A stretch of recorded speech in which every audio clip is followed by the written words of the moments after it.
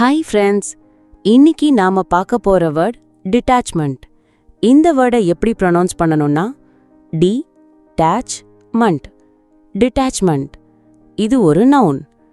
Meaning என்னன்னா the state of being emotionally uninvolved or free from attachment. Detachment அப்படின்னா ஒருத்தர் எந்த உணர்ச்சி சம்பந்தப்பட்ட ஈடுபாடும் இல்லாம இருக்கிறது அல்லது எந்த பற்றும் இல்லாம இருக்கிறதுன்னு அர்த்தம். ஒரு சிம்பிள் டிப் சொல்றேன். டிட்டாச்மெண்ட் அப்படின்னா பற்றில்லாமை, இமோஷனல் டிஸ்டன்ஸ். இப்போ எக்ஸாம்பிள் சென்டென்சஸ் பார்க்கலாம். Spiritual growth often requires emotional detachment. இதுக்கு அர்த்தம் என்னன்னா ஆன்மீக வளர்ச்சிக்கு பெரும்பாலும் உணர்வுபூர்வமான பற்றில்லாமை தேவைப்படும். He handled criticism with calm detachment. இதுக்கு அர்த்தம் என்னன்னா அவர் விமர்சனங்களை அமைதியான பற்றில்லாமையோட கையாண்டார். Thanks friends. லைக் பண்ணுங்க, ஷேர் பண்ணுங்க, சப்ஸ்கிரைப் பண்ணுங்க.